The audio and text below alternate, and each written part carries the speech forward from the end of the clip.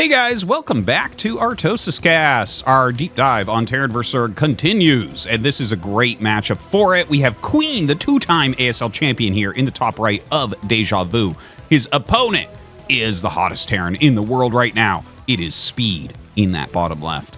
Not really sure that this is going to help me personally on my journey towards figuring out what to do in the matchup, since Speed has been doing like absolutely crazy builds. Like, he goes 2-port Wraith a lot right now in Terran vs. Zerg. There's definitely a good amount of Vulture play as well, but I'm always down to watch Speed games. I liked the guy in the YouTube comments that said, we don't see enough Speed games, because I feel like I'm casting him every other day or something. Well, he's just the most active player. He's been #1 on the ladder literally for like 2 months. It's the longest stretch I've seen the same guy up on top. I actually didn't check today, but like, he's been crushing, man. He's been crushing. So yeah, we get a lot of Speed games, and with his kind of new different way to play, it's so fun as well. And I know that you guys agree with that. So yeah, here we are cross spawn, and we'll see what type of openers that these two choose. I do want to take a moment here and thank you guys once again for checking out ArtosisCasts. I'm just incredibly happy with how the channel is doing. I really want to thank everyone for, you know, liking the video, leaving comments, subscribing. All these things help a lot. And for all the people who've joined on Patreon, patreon.com/Artosis, a big thank you to you as well, guys. Also, a little side note, I keep forgetting to mention this in the cast. A lot of people have asked about CNSL because, via that, all those Patreon supporters and everything, I've sponsored the, at least in part, the CNSL with a bunch of prize money. And I talked to Caster Muse, and basically there's so much StarCraft going on right now that it's really hard to find dates to do it. So CNSL has just been kind of postponed. Caster Muse is waiting for the qualifiers of this season of the SSL, because CNSL, as you recall, is just people who didn't qualify. So Caster Muse likes to try to run one per SSL, but there's just been a bit too much as far as the content goes. And if you can't find days where people can play or are willing to play, then obviously you can't really run the tournament. So he's going to attempt to get it going after this set of the qualifiers. And of course, when CNSL starts, I'll be casting all of that here on this channel. Huge fan of the CNSL. It's a great predictor for future seasons. Like, we had Scan in the last 2 finals. We had Motive win the last one. And you can see those guys just really breaking in nowadays. And I think that's something that'll continue. Okay, let's take a look at the builds. Notice he's making a factory and there's still 2 guys on gas. This is most likely 2-port Wraith. I'd be pretty surprised if it's anything else. And you can see, like, Speed grinds so much, he's got the build exact. Notice how he has 300, 200 as this finishes, as the factory finishes. Where's his second starport? He's not going to make it? Okay, so this is probably a Vulture drop then?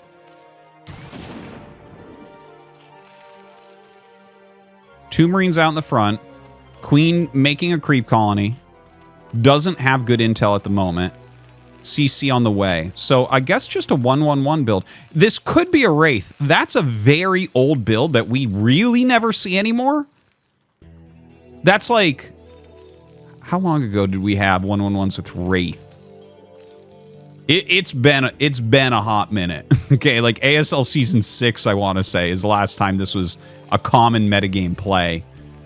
Okay, he's trying to zone out the Overlord. That's kind of crazy. And the Vulture is in between. So the 2 Lings are actually going to get a great scout here. If he sees the Wraith coming, that's really helpful. So he sees the command center, he runs up, he sees a Wraith building, he sees... Oh, dude, this is so much information for these 2 Lings. You gotta say that Queen's ahead with this scout. You gotta say it. And Speed is trying so hard to put damage on this Overlord.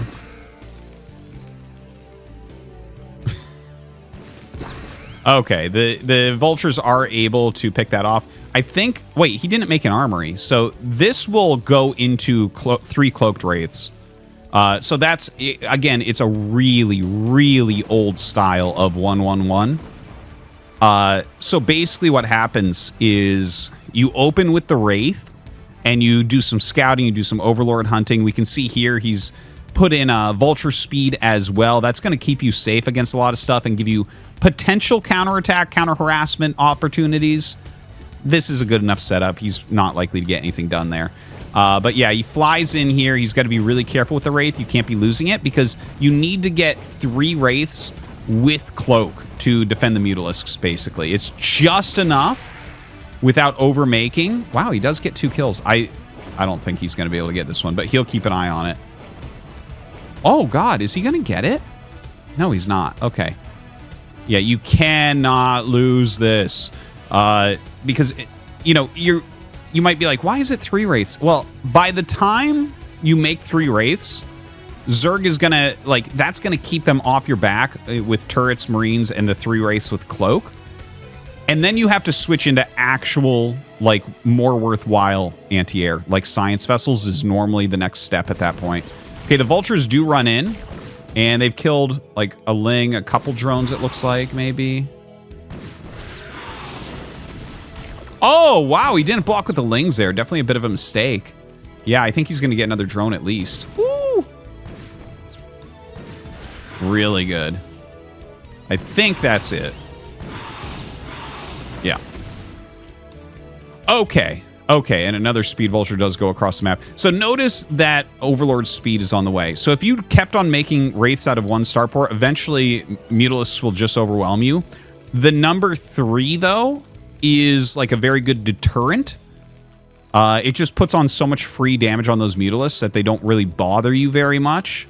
People kind of figured out that, like, if you're over here actually trying to harass, the 3 cloaked Wraiths will just deal tons of damage to you. That's why you have to get the Wraith really quickly, is to clear the nearby Overlords out. That's why he went up and killed this one immediately. Yeah. Basically, it's just 3 Wraiths are not that strong. Oh, he's making another Wraith! See, Artosis, you were wrong. This is very uncommon. I think he's doing that because he's trying to get some harassment done here. So in case the mutas do counterattack him, at least he still has some damage. Okay, throws this Vulture behind those mineral patches. Wraith's going to pull out. See? This is really scary. Look how many turrets he's made. Okay, cloaks it, but it's 1 Wraith, dude. What are you doing? Just attack. 11 mutas don't care about, like, 4 missile turrets. I know that much. I may not know many things, but I do know that 2 missile turrets aren't going to hold this many mutas. So the Scourge kind of zoning those out a little bit. He does have some Overlords down here, but yeah, as you see, when the Wraiths come back, it does become a little bit harder. Brings up the Overlord. All right, pops 1 very quickly. That is so many missile turrets. He doesn't have enough at the natural, though. Looks like there could be some damage here. Feels like this has been a little bit of a sloppy execution. Anyways, this is why you wanted to very quickly tech up to other splash damage. Because the Wraiths just can't hold on when the Mutalisk count gets high and you have Overlord speed. But he's done some good counter damage. Between the Vultures running by, the Wraiths that did counterattack. So, like, the actual count is not very high right now as far as drones go. Some barracks being added on. Kind of a crazy, weird game that we're looking at here. Trying to get these turrets actually going.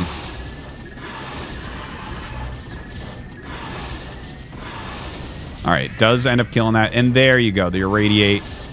With this many turrets, like, this area is completely safe, obviously, with 6 missile turrets. I've never even seen this much.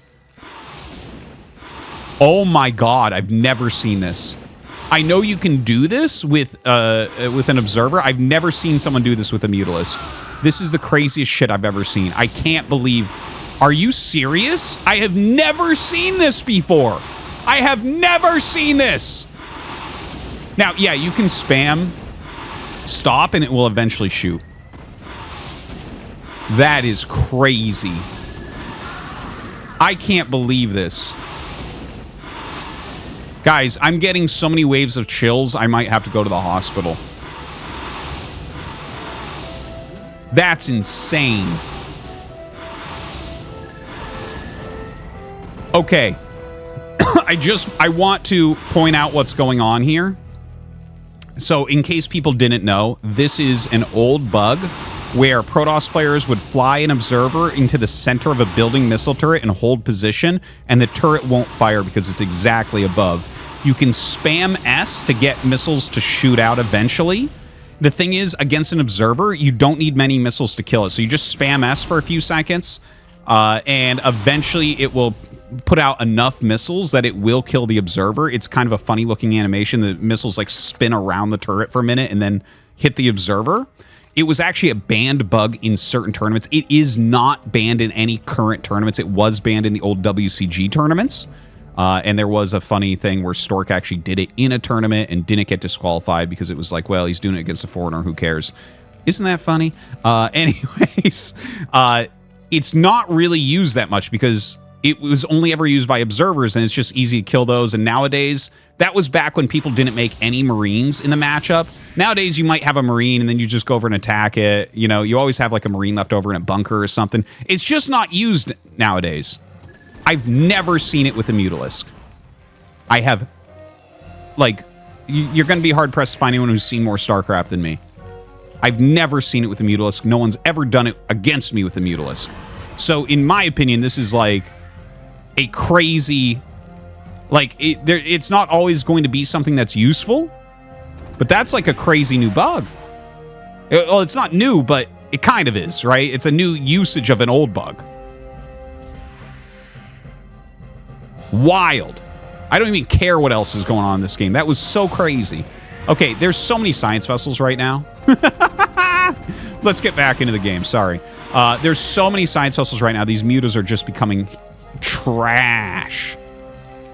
Lots of vessels, lots of Marines and medics here. He's recovering his economy. His SCV count's terrible, by the way. This is the SCV count that you normally have at like 5 minutes and 30 seconds, and we're at 12 minutes and 20 seconds. So this is like, you generally want like 3 or 4 SCVs before the Spire's done. Okay?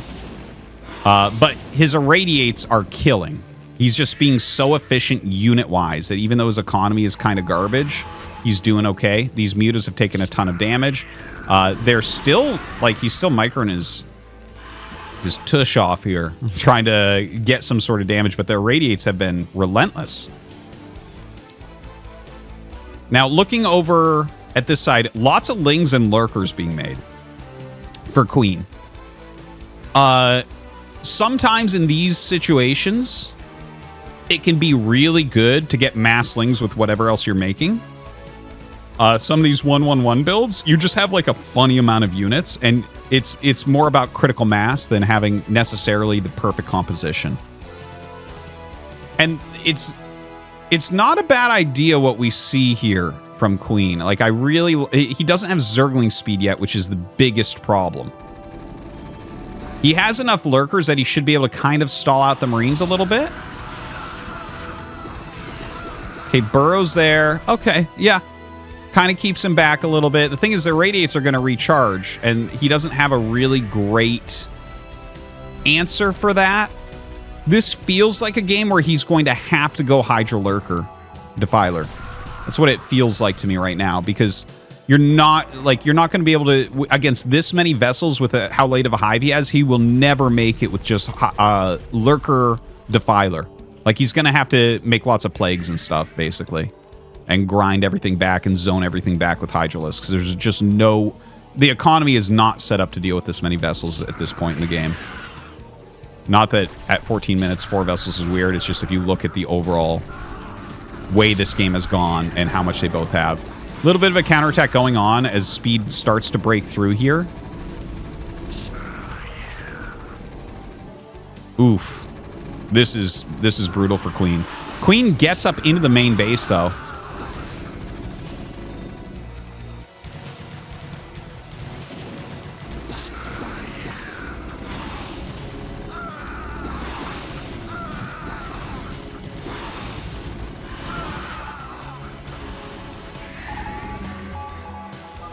GG. What a weird game. What a weird game.